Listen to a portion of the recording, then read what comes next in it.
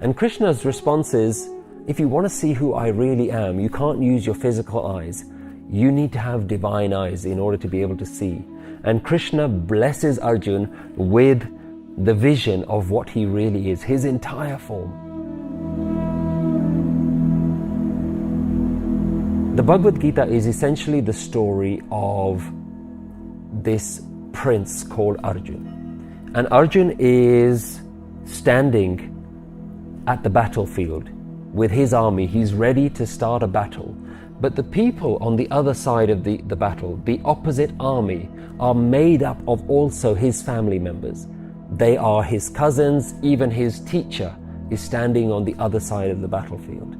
And Arjun is in crisis. He doesn't know, how can I begin a battle with the people who are my own blood, who are the people that I've looked up to, who are the people that I admire? I can't go forward. And the whole of the Bhagavad Gita is the Krishna's advice to Arjun about how do you accept life? How do you begin to understand your duty in life? How do you understand life and death? And Krishna's advice to him is constantly asking him to reframe his thinking. And at one point in chapter 11, Krishna is realized to be this divine being. And Arjuna asks him, I want to see your whole form. I know that you are the divine Lord of the entire universe, and I know this is not your whole form. I want to see your Vishvarup. I want to see your entire form. And Krishna's response is, if you want to see who I really am, you can't use your physical eyes. You need to have divine eyes in order to be able to see.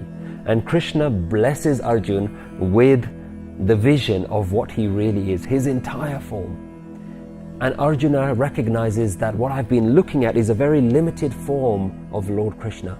In fact, Krishna is the entire universe itself, and Krishna reveals himself to have millions of eyes and millions of faces and millions of mouths. And Krishna has all the characteristics that you can see in the world. Krishna is ultimate kindness, but is also ultimate ferociousness. Krishna is in all places and encompasses all animals, all creatures.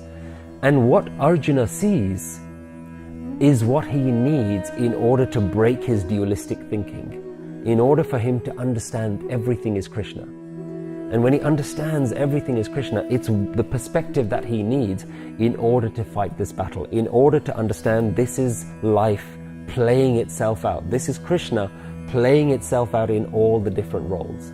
And so where this comes back to is this Vishwarup, this whole form, seeing the complete vision of the divine itself. And once you see oneness in everything, then how you interact with everything changes. Guru doesn't want you to limit God to a particular place or to a particular shape or only being something that came in one particular prophet or a guru. And you can say that, that person was God, or that was the messenger of God, or that person was the son of God, but I'm not. I'm not the same. And the Guru is saying, that's not the right way to look at life. That's not the right way to understand. The right way to understand is that it is everywhere. It's in everything. Why would you want to limit your interaction with God as only being someone who you can speak to in one particular way? The Guru is saying, speak to God everywhere. God is in every single thing. If you need a form, some spiritual traditions worship God through a form. They take a murti, an idol, and they need that form. Some people, even we looked at the Bhagavad Gita, they worship the form of Krishna, the shape, the color, the beauty of his face, the radiance in his eyes.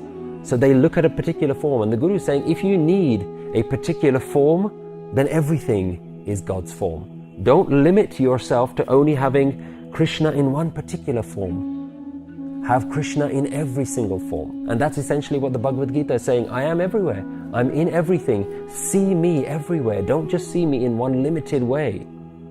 So the question you have to ask is, if I want to look at God, where should I look? The Guru is saying, look all around you. In fact, where are you not looking at God? Everything is Harkarup. And more importantly, even the one looking is God. God is looking at God. Oneness is looking at oneness itself. Take the example, for those of you from the Sikh tradition who are familiar with the stories of Guru Nanak. One of the most famous stories of Guru Nanak is that he traveled to Mecca. And when he came to the holy city, he decided to lie down and rest. And outside the holy city, he lied down and he pointed his feet towards Mecca, towards Kaaba, the holiest place within the Islamic tradition. Guru Nanak pointed his feet there.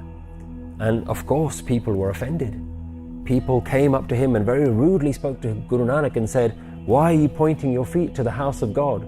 And Guru Nanak, in all his wisdom, said, "Sorry, this is my mistake. Please point my feet where God isn't there." And the story is that this person came and they moved Guru Nanak's feet, and as soon as they moved Guru Nanak's feet, they turned around and Mecca was there. And they moved Guru Nanak's feet a different place and Mecca was also there. And everywhere they moved Guru Nanak's feet, Mecca was there. But what it really means was Guru Nanak was educating people. Don't limit God to one person, one form, one shape or one place. God is everywhere, in every place, in everything. And so we need to understand that where we have suffered in life, remember this is all to do with peace. Where we've suffered in life is because we've not understood how to look. Because we see life as this big challenge and then we go on a spiritual journey and we're trying to look for God. We're escaping life and looking for God somewhere else. It's like a fish that is looking for water but is swimming around trying to find water and doesn't know what water looks like, doesn't know where to look.